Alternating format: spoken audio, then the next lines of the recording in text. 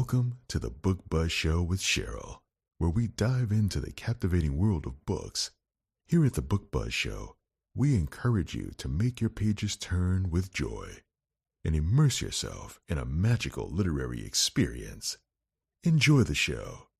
Welcome to the Book Buzz Show with Cheryl, where we dive into the captivating world of books. Here at the Book Buzz Show, we encourage you to make your pages turn with joy and immerse yourself in a magical literary experience. Enjoy the show.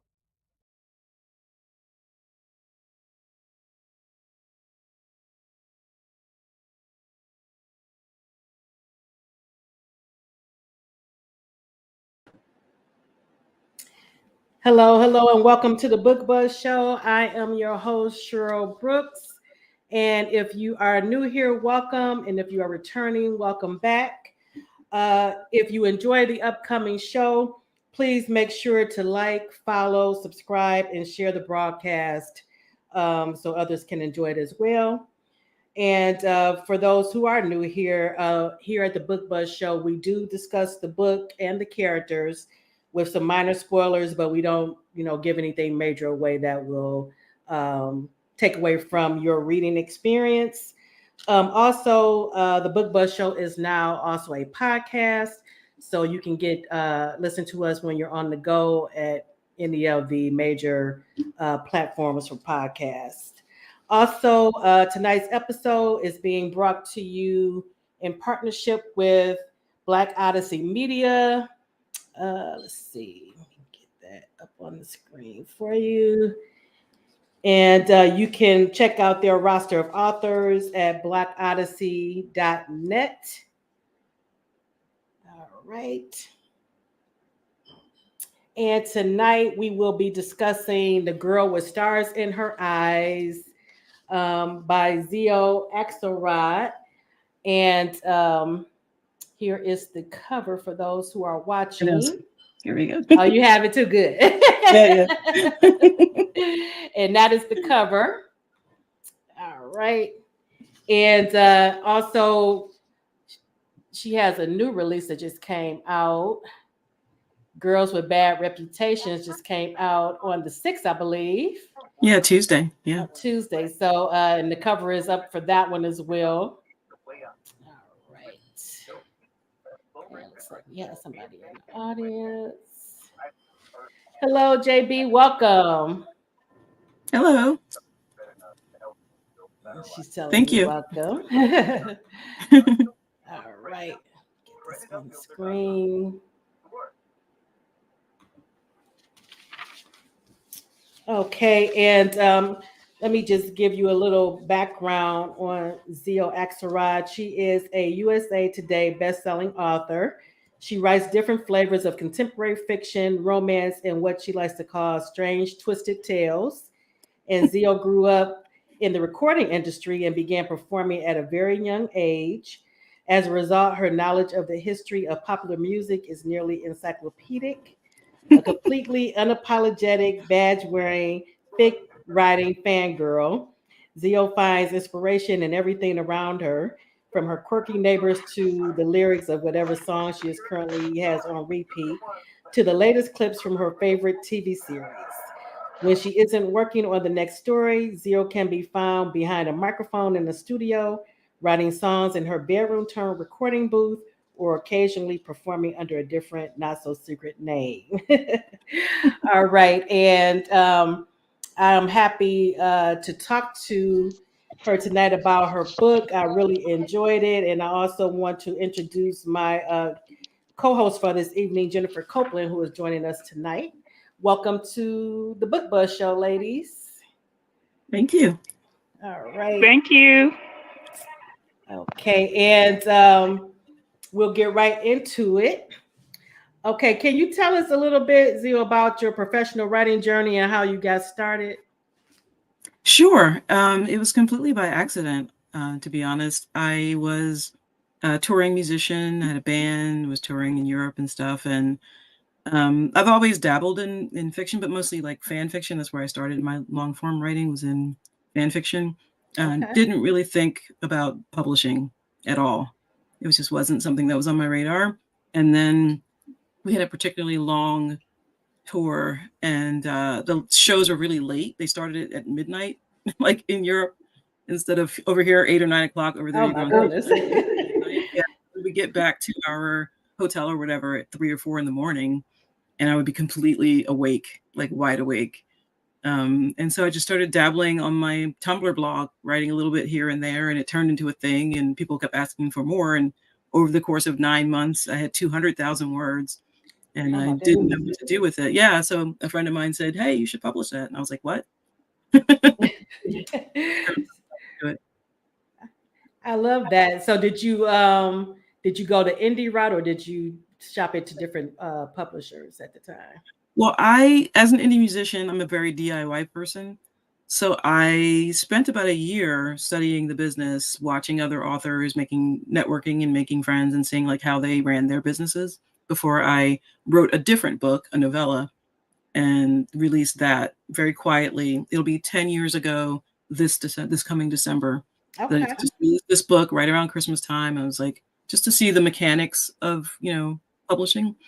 But I had met so many people and made so many friends in author groups that they were like, "Oh my gosh, Xio has a book," and then everybody sharing it and posting it. And so, yeah. So my first 9 books were indies, Okay. and The Girl with Stars in Her Eyes was my first traditionally published book. Okay. Okay. I'm gonna have to go back through your catalog and check out the other books, and I can't wait to read the one that just came out, the sequel to this one. Um, Now, with your background in music, did that help as far as your writing this book in this series? Yeah, for sure. I mean, this is this I call this series my rock and roll fairy tale. It's like a little bit of wish fulfillment, a little bit of like, would have been great if things had worked out this way, and then like, some of the exposing some of the things that women and women of color deal with in the music industry. But yeah, it's some of the experiences that the band deals with, I've had, or friends have had, or Okay. some of it's beyond. Like as we get further in the series, because there's 4 books in the series, they're going to get way further than I ever got. But I have friends and family who are on that end who've had to deal with. But yeah, Now, were you actually in a actual band previously? yeah, Okay. yeah. Okay, good. I love that. So you have some experience in what Tony, the character in the book, is dealing with. Yeah, I mean, Tony does not want to be in a band. She doesn't want anything to do with fame, and I think that's informed by her relationship with her mother. All right. And her mother's really her chasing fame and anything for fame, and shipping her daughter off for fame. And so she's like, "Yeah, I love music. I want to work in music, but I don't want to be a star." Mhm. So her dream is to own a studio and work as a session musician and do that whole thing. And I spent, I can't even tell you how much time I've spent in studios. I love that. I love it. Now, Yeah. since this book is about a band and it has plenty of music, and I did actually go and check out the music that was mentioned in the book, or if it was a particular musician, I checked them out because a few of them I hadn't heard of before, so that was interesting. And what song do you currently have on repeat on your music playlist? So I have a playlist for all of my series, all my books, and for the Lillys, I mean, it's in the hundreds, the number of songs on there. So for Kayla's playlist for this, or for Girls with Stars in Her Eyes, Tony's playlist and Kayla's playlist, I had to curate them down to Okay. like multiple things. So they both, both of these books have playlists. Right now, it's a song from Book Two's playlist from Rachel Chinariri that's called "I'm Not Perfect, But I'm Trying," which is very much, I mean, it's Kayla's mantra, but that could be Tony's mantra as well. It could be any of the members of the band. Right. I'm not a perfect person, but I'm trying, Right. I think that can relate to just about anyone in any Yeah. industry.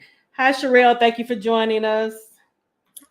The book we are talking about is The Girl with Stars in Her Eyes. And I really, really enjoyed it. I mentioned that that's one of the things I love to read about is the music industry. So I was right there for it. And I especially love the dynamics of, being in a band. So I really enjoyed that part of it too. Like we were getting like a behind the scenes for of the band, band members and what they go through and the dynamics. So I love that. Now, when you're deep in writing mode, what does a typical day look like for you? Well, I did not realize what my headspace was until the pandemic happened. Like I was like, I could write anywhere, I can do anything. And then the pandemic happened, and like I'm in my office right now. I lost my office for 2 years because my husband had to work from home and he needed like a door and space. And Okay. I was like, I can move to another room. Like I don't need to be in front of all my monitors and stuff. I'll just carry my laptop. And he needed a dedicated space. So for 2 years, I was like writing in the back room, writing on the sofa, and like revising and stuff. Like why is this not working? So I need uninterrupted time, like no packages being delivered, like nobody knocking on the door, nobody running down the hall, nothing like that. Right. I need like time, and then I can write in big chunks. And if I don't get that, then I still have to figure out a way to, like, if I'm up against the deadline, to get stuff done, because I still find myself needing to be, I haven't tried like the hotel. I know some authors go to hotels for 2 days if they're on a crunch time. I haven't tried that yet, but yeah, definitely. And I've even heard some authors say that they like going to like coffee houses and things too. You can. I'm too interested in people. Like people are like walking around and moving, and I'm like, what are you drinking? What is that? What are you eating? Like, that would be more of a distraction for you. I'd be listening to their conversations. Like, right. Now, do you have any like writing quirks that things that you need around you? You have music playing or anything like that when you write? Yeah, I have to have music playing when I write. I'm what's called a mellophile. I always have music in my head. And so I sleep with music. Like, music is always on unless I'm doing something like watching a film or talking to you or whatever. So I have a playlist. It's called The Writing Cave, and it's got 400 or 500 like light classicals, like film scores, instrumental stuff on it. I can just put on in the background, and I just don't, like, it gives that part of my brain something to listen to while I'm working, and then if I need to get into a mood, if I'm writing like a sex scene or a fight scene or whatever, then I have a playlist with lyrics of songs that'll get me wherever I need to be, for that. I noticed that the music was kind of like eclectic as far as in the book. Now, is that your personal taste, or was that just geared basically towards the characters for this particular book? No, it's me. So I grew up in a family that is involved in like R&B and soul and gospel.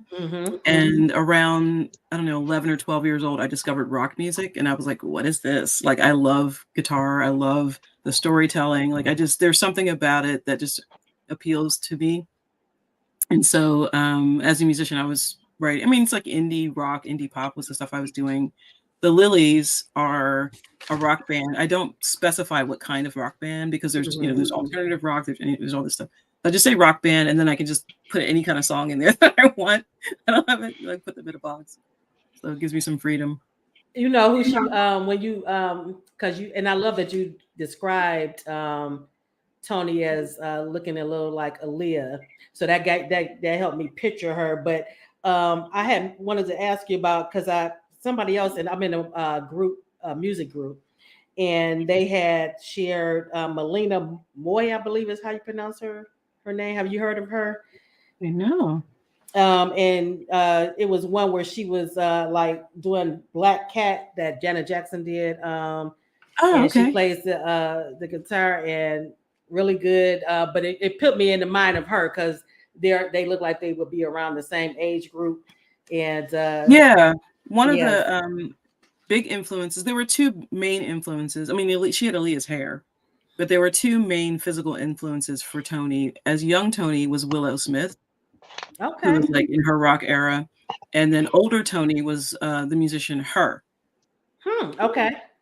Because she's a multi-instrumentalist, she's got sort of the same disposition as Toni. I mean, she's definitely a star, but she's got the same sort of like, pick me as I am. I'm not putting on airs, like, you know what I mean? Like, so I had a picture of her like sitting at my desk for like 2/3 of that book. I love that. Now, what do you know now that you wish you had known when you first started out in your writing journey? Oh man, so that first book that I released, like I said, I didn't expect anyone to read it, much less, get it reviewed in USA Today and all that stuff. And so I was so excited about it, and people were like, "What happens next?" I was like, "You know what? This will be a series. I'm going to write another book." I never wrote that second book, but I got like I commissioned the covers. I bought covers. They had titles. Somebody put them on Goodreads, like the whole thing, and I got so much feedback about that book. Like, and I read everything at the time. Like, I read all the reviews. I read every email, every DM, and I got so much feedback. People had such opinions, and like were some were not so nice about it. That Okay. it killed that universe for me, and I couldn't Right. write anymore in it. Even now people ask like, "Oh, will we hit?" And I'm like, maybe someday I'll write like a novella sequel or put them in another book or something. But the experience taught me that I can't let other people get into my head, Right. positive or negative. Like, you can't let it get to you. You can appreciate that they're interested and that they're sparking conversation, but you can't insert yourself in that conversation. Right. So do you continue? Did you still like read reviews? Just to no, not at all.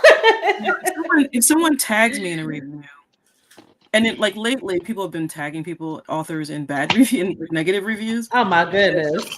I'm getting a little wary of even reading them. But so I'll read like the first couple of lines, and if it seems positive, then I'm like, okay, they tagged me, and I'll Right. share it. Right. But I don't go on Goodreads at all. I don't read the ones on Amazon. That's reader space. That's for readers. That's probably best for your peace of mind. I can see. Yeah. Now, what advice, and this probably is based on what you just said, what advice would you give someone just starting out? Honestly, I would say read the genre, whatever genre that you want to write in, read in it, because Okay. it'll teach you like story flow and reader expectation and, things that work for you as a reader. And you go, okay, this is, I see, like, here are the beats in the story Right. that I like. And so I'm going to try to hit those beats. Like, just, because I know some people who won't read in their genre, and I'm like, how do you do that? Like, how do you not, Yeah, because I've heard some authors say that it, I guess, like interferes with how they write. They might start Yeah. mimicking. Yeah. Yeah. So I've heard If I'm that working too. on a book, I won't do a lot of reading. But after I'm done, I'm devouring everything I can Back get my hands into yeah. on. Yeah. That makes sense. I like that. Hi, Erica. Thank you for Hi. joining us. Now, if you could write in any other genre, what genre would you want to try your hand at? Well, I grew up, I'm like a little goth girl. I've got like dolls and skulls and stuff around me. So I grew up reading Anne Rice Oh, me and like too. Yes. Edgar Allan Poe, so I would probably write some sort of gothic literature or horror or something. Like my fanfic that I first started writing was Buffy the Vampire Slayer. Okay. But I've never written a paranormal book. So I think it's in me somewhere. Yeah, you should go for it because Yeah. I'm here for it whenever you do. Okay, cool. And what keeps you motivated in life and in writing? I think in life it's trying new things. Like, I'm not afraid to try something that I've never done before. I'm not afraid to be the first person to do something either. If it fails, it fails, but like, I'm going to try it. Like, I remember when I first started writing, I had authors say to me, don't set up your social media. Like, don't like establish your brand. And I was like, no, but I want to know people. I want to know readers and interact with them and stuff before I have a book out. Like, I need to know what they like, what they don't like, And then for writing, I think it's really lately, the last couple of years since this book came out, I get to do more events where I'm face to face with readers, and some of the stories, man, like some of the things that people have said to me because of this book, that something resonated with them, or that just amazing stuff. And I get teary eyed because I'm like, wow, like I just sat in my room or wherever and wrote this thing, to entertain myself, and you're getting out of it more than I expected. So that's I really can see how that could be. Yeah. fulfilling. It's like, it reminds me of being on stage and having an audience sing along with one of my songs. You know what I mean? It's kind of I like can that. only imagine. Oh my goodness. Yeah, I would love that. Hi, Lisa. Thank you for joining us. Hi. And this would be a good time before we get into the characters in the story. If you want to read from the excerpt. Yeah, and I'll set it up. So our main protagonist, there's two protagonists, obviously, it's a romance. But really it's Tony's journey, and her name is Tony Bennett, which I just thought was funny to give her her Yes, name. yes, I noticed that in the book. Yeah. And she, like I said, she doesn't have any interest in being famous. Her mom has been pursuing fame for her whole life. And she's been dragging Tony around. When we meet her, she's 12 years old.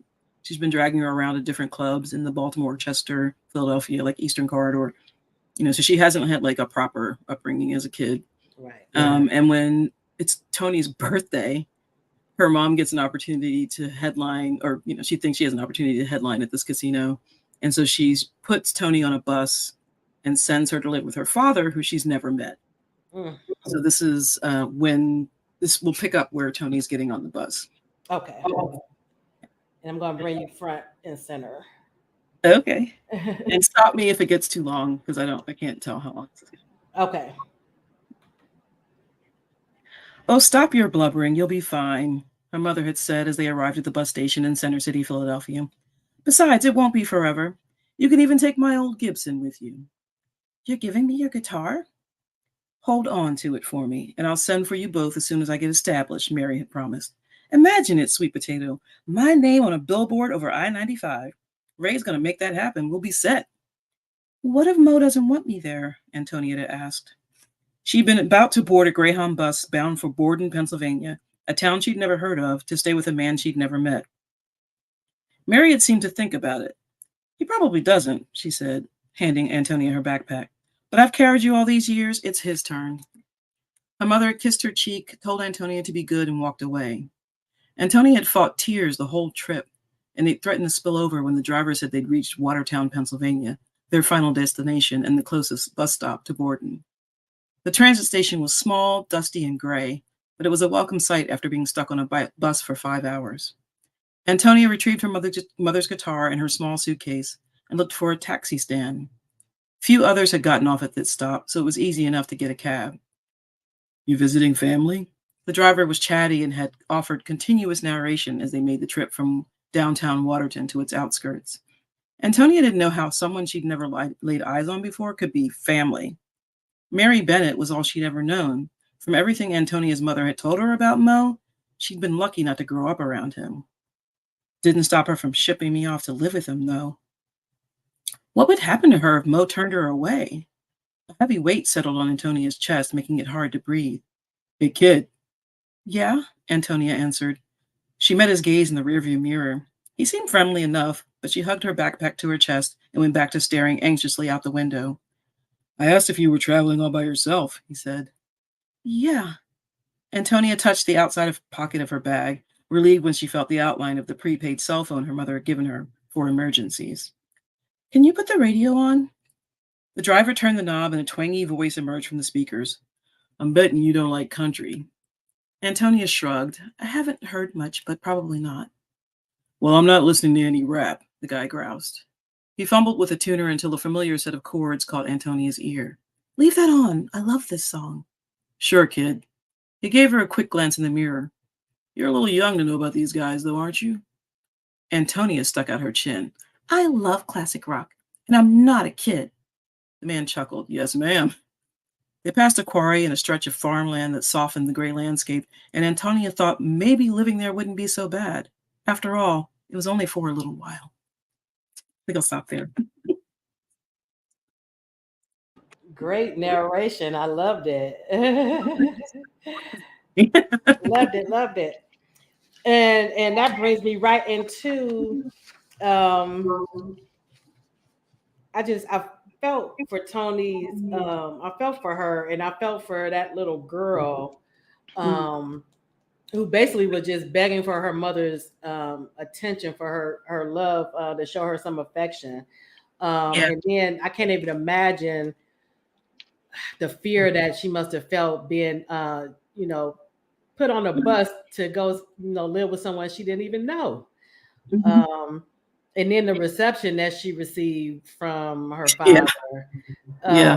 made it even worse. I felt so bad for her. I'm like, oh my goodness. What about you, Jennifer? That was like, I felt so bad for her, and I was like, when the dad did what he did, first off, she didn't know him, she didn't know anybody, and it right. was just like I Yeah. kind of got teary-eyed on it. Then Yeah. I got mad at the dad. Yeah, me too. Yeah. Me too. I was like, I just felt so bad for her. And then it makes it, because that it's really, children who, deal with stuff like this for real. Yeah. What makes it even worse. But it showed to show her resilience, even at a young age, and then for her to turn out the way that she did. Mhm. Because she definitely didn't have any kind of role models in either parent Right. growing up, and no real support system back then, except for Seb when she met him. Yeah. Yeah. Yeah, I mean, thank goodness that she met him. Like, the universe placed him right in her path as soon as she got to Borden, and right, she thought, okay, I'm not going to be alone. And she wasn't until she was, right. And I did, like I was telling you off camera, I was side eyeing him most of the book. Me and Jennifer, as she said. Yeah. But then I had to remember too that they were kids. He was young too, and they Yeah. both were coming from dysfunctional households. Yeah. Yeah. Now, with Seb, I didn't know how to take him for most of the book. Was that intentional as far as keeping him? As far as, I don't know if it was just me, but you really didn't. I didn't know his motivation. And Yeah. I don't think Seb knew his motivations. yeah, it was like, Um, what is going on he's with him? probably, yeah, he's a pretty broken guy. His mom was taken away from him. His dad blamed him, and his dad, was violent and abusive. And Right. Seb truly believes that he is like his father. Mm. When you have that whole conversation at the Electric Unicorn, and she's like, that's when Tony's like, wait, like, Right. And I've she been started beating you seeing up in him my head different all too. these years. But yeah, she's like, this is, no, you got to let this go, But I think that's why he gets into it with Candy, because he feels like he's put himself in this position of like, he's got to carry the world on his shoulders, because if he doesn't, he's failed, or he's going to become like his dad or something. Like, something's going on. Mm-hmm. I don't think he knew. He's just sort of drifting through life, reacting. Right. And that's what I was going to ask you too about his relationship with Candy. Well, actually, with all of the band members, it's like he had, like, I guess he did. It was like a substitute, a surrogate family in a way. But Yeah. he felt like that they were all that he had. But is that why he let? Because to me, it was like he let Candy manipulate him a lot. Yeah. Yeah. Um, He wanted to belong. He wants to belong, and the only person he ever belonged to was Tony. right. And so he wasn't going to reach out to her because he didn't think he was good enough for her. So here's this hot mess in this girl, and also on the other side of that was Lily, who was very maternal in a way, in her own sort of weird way. So yeah, it's like she was I guess the glue. And I don't know if that's just because she was the lead singer, because that might end up being with most bands. The lead singer is usually the binder. Yeah, it can be. Mm-hmm, It the can binder. be. And Yeah. she's definitely the caretaker, but she's so remote at the same time. Like I'm what they call a pantser. I don't plot my books out in advance. Oh, you don't. So Okay. So as I was writing, I was discovering them as it was going. And when it came to the scene where they're in her kitchen and she's cooking, I'm like, Lily is cooking. And that definitely showed her in the mother hen type of the she's group. definitely a mother hen. Her, Mm-hmm. Jordan, and Seb are like a trifecta of mother hens in their own way. And so he he gravitated towards her for that reason, and to Candy for other reasons. Right. But he recognizes how toxic it is with Candy. He And it's just like feels he can't responsible. like he can't get, like he couldn't extract himself from that. Yeah. It was easy for her to draw him in, even though he knew, Yeah. this is not healthy. Yeah. And I love Jordan's character, because you hear so much about the ones who take advantage of people who come into the music industry. So I Yeah. appreciated him being, up on, like when Tony came in there to sign the contract. I loved Yeah, I how love he that told her, scene. "Don't ever sign anything without without reading it." I was laughing as I was writing that because I was like, "Yeah, you tell her." and I'm sure, like, there's no telling how many young artists have been in that situation, and they just signed. They were so happy to be there, they just signed whatever. Yeah, I mean that's something that was drilled into us as kids. My dad was like, he's had issues with contracts over the years and has seen people lose everything over a bad contract. So he was like, "Don't sign anything.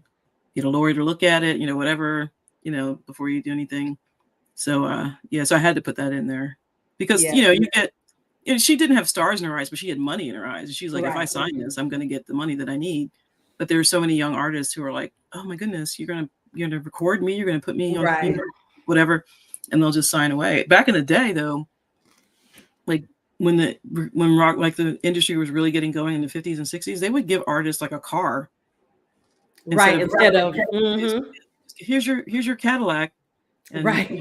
and that was it. It was like because they had no concept of publishing or like rights or anything Right. like that. So yeah. And even as early as because I was remembering what TLC was saying about they had all these platinum records, but they were broke. Had no money. Yeah. Right. Yeah. So that was good. I like that you put that in there. I just loved all of the behind the scenes that we were getting as far as the music industry and just the dynamics of being in a band.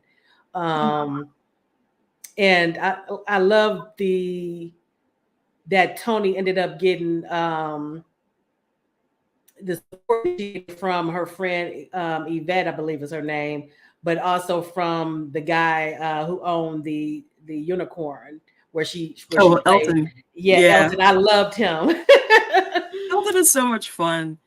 He's like a compilation of a lot of pub owners that I've known in the UK and pubs that have played.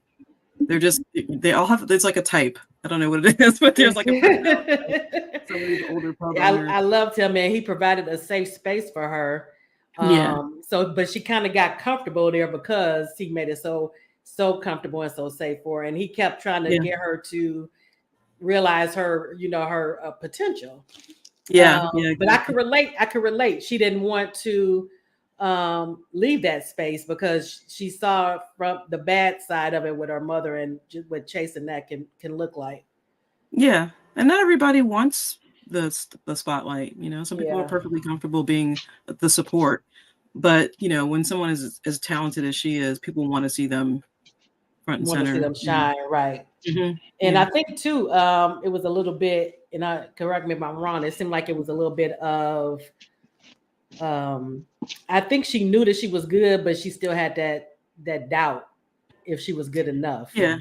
Yeah, a little bit, especially when she walked into the room to audition. Mm-hmm. She saw when she was sitting in the waiting room and there's all these other people around who look so seasoned and known. She was like, "Oh, what am I doing here?" She starts second guessing herself. Right. And I think like the guy who works at the studio in New York is like, "You got this." Like there's always someone who's like, "Hey, what's that look on your face?" You know what I mean? Like you deserve to be here. So. And it's like with anything else, some people see you more better than what you see yourself. And then she was looking at her secondhand guitar, and then looking at what they had, the equipment that they had. So I really related to her in a lot of ways. Hi Antoinette, thank you for joining us. Hi. I really related to her, and I really, like I said, I loved her character, and just loved the book itself. What about you, Jennifer? What were your thoughts on Tony and her character? I could relate to Tony a little bit because she was all the characters were relatable, and and I just enjoyed the book off of that aspect, what how she grew and just everything. Yeah, because she became she got more comfortable.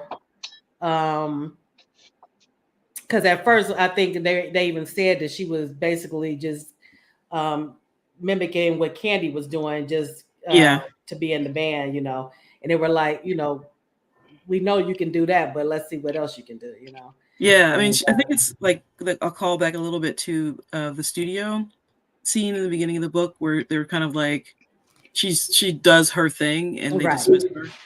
So she's like, okay, this time I'm going to play it safe. And they're like, no. Right. I just found family is a big theme in a lot of my books. And I think, all of them, especially being your band becomes your family, whether you want them to or not. And both Tony and Seb have never experienced family. Right. So this is the first time that they've had that, and she walks into it and is looking at the dynamics, with the scene with the studio in New York where they're rehearsing and she's like, what is going on? Like, are they always like that? You know what I mean? It's like, so that's normal. Yeah. She's like, is she gonna bite my head off? I'm like, it's good. You're fine. I thought it was interesting too that they decided not to, in the beginning, not to let the band know that they knew each other. I thought with Tony, I think she just did it because the way because how she was feeling towards Seb in the beginning. Yeah. But with him, I was like, why is he not telling them? Because why is he not telling them that they have a past? It's no big deal. But I think that he didn't want that to color their opinion of her because of everything that had just happened with Candy. They were like, oh, here's another one of your people, right? And it's going to be a problem, they put that clause in there. Then the non-fraternity clause, like you can't date basically or hook up with someone that works for the band or in the band, which no one pays attention to anymore, especially in book two. But yeah, so it's like that's the reason why that clause is in there is because of him and Candy. So he didn't want her to come into a situation where they're like looking at like, yeah, you say you were friends, but what does that really mean? So that was his reasoning. And in the beginning, I was looking at the dynamic between him, Candy, and Lily, because in the beginning, I think when we got his inner thoughts, it was like that he had some kind of relationship with all three of them. With both of them at first. But I don't know if it actually was physical with Lily, but I think the lines have started getting kind of blurred a little bit. Yeah, I think that they fooled around, the three of them, like a late night drinking and working on songs and stuff like that. But I think that the relationship, or if you want to call it that developed was him and Candy. Okay. And I think Lily felt left behind. Yeah, because I was trying to figure out what the actual issue. Well, I see what the issue was with Candy, but it seemed like it was more to it between her and Lily. Yeah. Besides, Candy and her reckless behavior. It always seemed like it was more going on with that. Yeah, and it's something that will pull through the entire series. Okay, because Lily's book is the last one. Oh, okay. So there's all these threads that I'm trying to weave together for her. Because she definitely seems complicated for sure. That's for sure. She was the first character that came to me when I came up with the series, but I also knew that she would be the last one to get a book. Okay. So. JB is in a little mystery is always welcome. Loved it. Yeah. And Erica said she loves the concept of found and created family. Sometimes that family can treat you better than the blood relatives, family of the heart. I agree with that. Absolutely. And especially in this book, Erica, I can't stress enough, you should get this book and the next book in the series. This was very, very good read. And it's like you get a behind the scenes look at the music industry. So it was really good. And then like I was telling, I think I told you off camera, I didn't tell you on camera, that I looked up a lot of the music that you had in the book and a lot of the artists, and a lot of it, like I said, was new to me. So that was interesting, going and listening to the music, and I really enjoyed the one with the that you mentioned in the beginning. Let me see, I think I wrote down her name, Rosetta Thorpe. Rosetta Tharpe, yeah. Yeah, and that was my first So time hearing good. of her, but I loved when I looked at her video. Yeah, she pretty much invented what we think of as electric guitar playing. Oh, really? Okay. Oh Yeah. wow. Yeah. Yeah. I didn't know There's that. there's video of I her on didn't YouTube either. playing, like, way back when. Yeah, because Yeah. that was interesting. I'm like, oh, I had no. It's just amazing the people that the unsung Mhm. that you haven't heard of that paved the way for a lot of these artists. Yeah. I Yeah. love Yeah. that. Now, is Tony any part of Tony?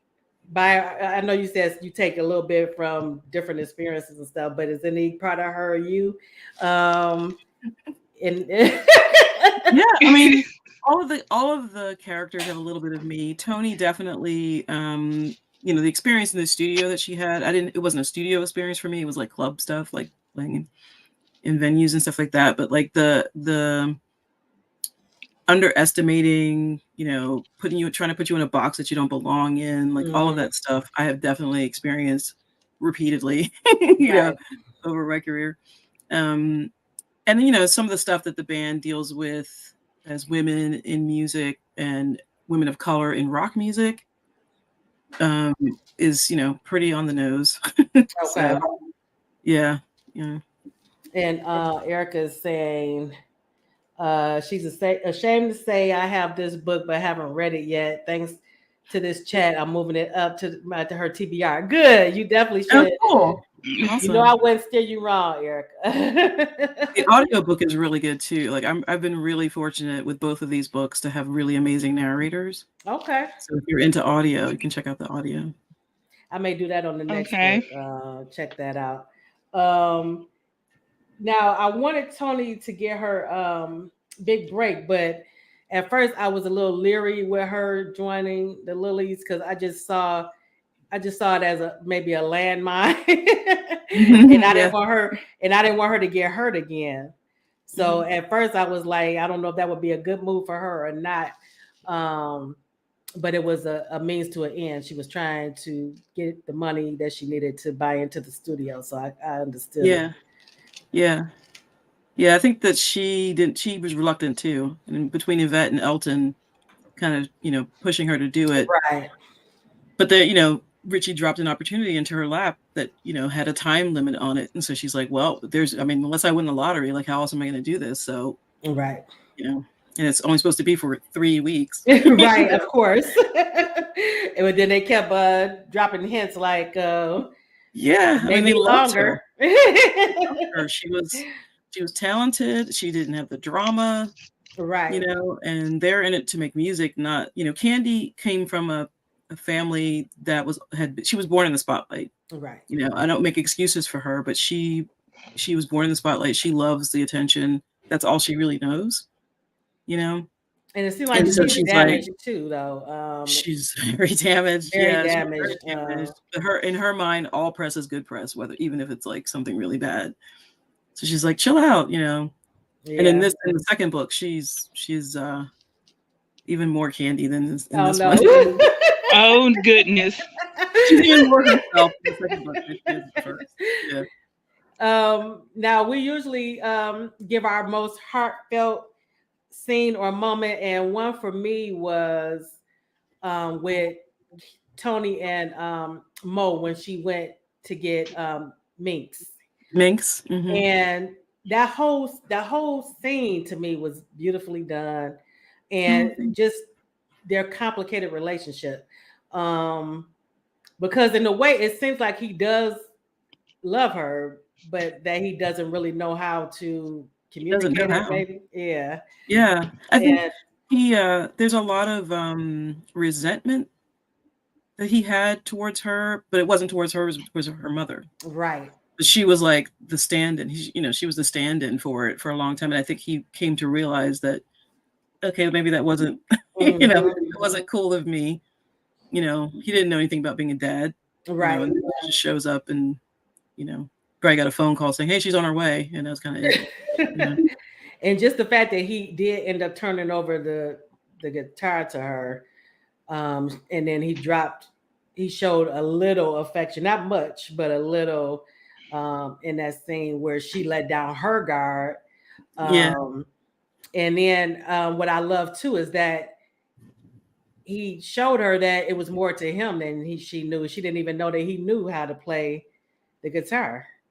Yeah, I've been thinking about that because the history of Minx is one that I still don't quite know. And I wish I could write like a prequel novella. It couldn't be a romance, obviously, because they're not together anymore. Right. But like something, I want to write like maybe a newsletter story, something about Mo and Mary and the history of Minx, how Minx came to be and stuff. Because it definitely means something to him. Right. I think Tony thinks he's holding it over her as like collateral, but it definitely means something to him. And just the fact how he had it displayed. Yeah. Then when she saw it, when she finally got it, it was in better condition than she thought it would be in. So that mean that he was actually taking care of it. He's taking care of it. Probably playing it, Yeah, so I just love that scene. It was so beautifully done. Thank you. And what about you, Jennifer? What was a heartfelt scene for you? Mine was when she didn't want nothing to happen to Seb. And when she let him, told him to lay down for that hour to get some rest. Oh, the angel scene? Yeah. I call it the angel scene. Yeah. I love the scenes between them two when they when we got a little bit of their backstory, and then how they were basically relating to each other as the people that they are now, because they were no longer those kids, but they still had those residual feelings for each other. Loved the scenes that played out between them two. That's when I started looking at him a little differently. Yeah. Me too, Cheryl. Me too. Because I started to message you. I started to message you about it and say, "Well, Cheryl, I'm not sure about this right now because I'm giving him the side eye, and I don't want it to get worse before it get better in this book." Yes. But we definitely, I definitely turned my opinion around of him, and like I said, I loved all the secondary characters too in the book. I like the scene too. One of my the scenes that stood out to me was the scene between Lily and Tony when they finally did have an actual conversation, and Tony found out that it was actually Lily who wanted her in the band. Yeah. Big spoiler. Yeah, that was one of my favorites too. Yeah, that surprised me. The Dr. Pepper moment. Because Lily doesn't open up to people that often, even the people that she's close to. In the second book, they spend a lot of time on the tour bus, and she's like so quiet. I'm like, "Are you gonna say anything? You have nothing to say?" So when she does speak, everyone kind of like right. And Tony's like, "Oh, I thought you hated me," and then she acknowledges, I can be kind of cold. Yeah. I mean, her nickname in the industry is like Ice Queen and all this. She's got all these like horrible names that they call her because she's from Norway, and so they make so she's aware of it all, but she just sort of like floats through and does her thing. And that's what I was wondering too. Was it a cultural thing? Maybe that she came across that way just because she was from, from a different part of the world, and maybe a little bit. And the way Tony described her is that she's stunning, and you would think that that could have something to do with it too. In that industry, she wants to be taken seriously. Yeah, she's very tall, and fair and blonde, and the whole, she could probably walk down a runway or something. They would, but she doesn't want to be seen as that. So she wears like ripped stuff, and she does like raccoon eyes and crazy hair and all kinds of stuff to try to like tone it down. I mean, they're all beautiful girls, but you know, I think she's used to people only seeing that, Right. and Maybe only underestimating her a little bit. Mm-hmm. Yeah. But I thought that too, Ashley, with Candy. That she's perceived, she has this perception just because of who her family is and maybe her looks. Because even with Tony, she thought that, you know, that Candy really couldn't play. Yeah, In the I mean, beginning, she's a spoiled remember? little rich girl, right? Like Right. you know, she's Paris Hilton. She, you know what I mean? Like she's the ones that grew up with the famous family name and Right. lots of money, and so you just sort of dismiss them, you know, like, oh, nepotism, or they Right. bought your way into whatever, you know what I mean? So yeah, but Candy leans into the image a bit. True. Like, well, if that's who you think I am, that's who I'm going to be, and that's Right. that's part of her brokenness, if you want to call it that. And that was a good moment too for me when when she actually got to see Candy play, and then it intimidated her a little bit. Yeah. But then on the flip side, when Candy saw Tony play, she got intimidated and like, okay, maybe I need, you know, maybe my position isn't so locked in, you know. Yeah, she really thought that they were going to be like, okay, come on back, and you know, and she's like, wait, this might actually be, you know, a thing. Yeah. But there were so many like just so many moments in the book that I loved and I appreciated. And was there a favorite scene for you, Jennifer, that stood out to you besides the heartfelt? When Seb took and punched the owner of the label, the twin, the nasty twin, I call him. Yeah. Say the nasty one. Yeah, because you know that it was then that he took up for Tony and how they did her, and how he was just nasty to her. Yeah, and that made me feel like Candy thought she was entitled. Oh yeah. I mean, they told her she was. You know, they insisted that she, you know, go on. So she, you know, and she's been entitled her entire life. This is the first time I think that she's run into resistance, and people are like, you know what, we don't want anything to do with you. And she's like, wait, what? You know, because even her team, you know, her bodyguards and stuff, you know, basically let her do whatever she's going to do. They indulge her, and just try to keep her as much out of trouble as possible. And, they try to keep her safe from herself. Right, and Seb fell right into that lane too. You know, being a what's the word I'm looking for? Like a chaperone and a bodyguard and a nanny. He was like all the like things. A nanny, yeah. But he was also like, man, I can't think of it. Enabling her. That's what I thought. Yeah. He definitely was. And that's why I think the rest of the band were upset with him. Right. They're like, you're supposed to stop. Like, you know, you're our manager. You're supposed to like mitigate this, not, you know. And he's like, well, she's going to do what she's going to do. I'm just trying to keep her from overdoing it, you know. And then we saw him on a slippery slope, because in the beginning where he was almost out, because, you know, it showed too how that he doesn't still have it all together either. And he was afraid that he was about to lose his spot, his family, his newfound family. Yeah. He was an open wound when we met him. Most definitely. And just great work. I really enjoyed it. I'm glad that I discovered your books. I'm glad that I went with this one, even though I'm gonna go back and read the other one we were talking about last year. Is it Love on the Byline? Love on the Byline. I'm check that one out as well. Very different kind of book.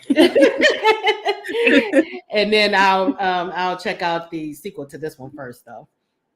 I can't wait to read it, to see what's in store for the band in this next book. Yeah, I really am happy with Kayla and Ty. Like Ty might be one of my favorite characters I've ever written. He's just so amazing, and he has this incredible relationship with his grandfather, Pop-Up. Okay. Pop-Up Okay. Now, who in this book, who did you relate to? Who did you enjoy writing? And Girls with Bad Reputations. Mm-hmm. And no, and Girl with Stars in Her Eyes. Mm-hmm. I mean, Tony. You know, she's trying to find her way in the business, trying to figure out, and that was me. You know, trying to figure out where I fit. You know, my family was doing one thing, and I was trying to do another thing. You know, I'm trying to like book shows and do stuff. You know, like yeah. Are you gonna stay in or out? Yeah. But yeah, so I really enjoyed the book. I can't believe time has flown. Is already at our time. But do you have anything else coming up that you I know you just had a new release, but do you have anything else you can talk about or any events coming up? Yeah, Love on the Byline came out in August, and that's book one of a duet. So I'm working on the second book now. And Girls with Bad Reputations is book 2 in the Lillys series, and I'm working on the third book now, which is Tiff's book, bass player. Okay.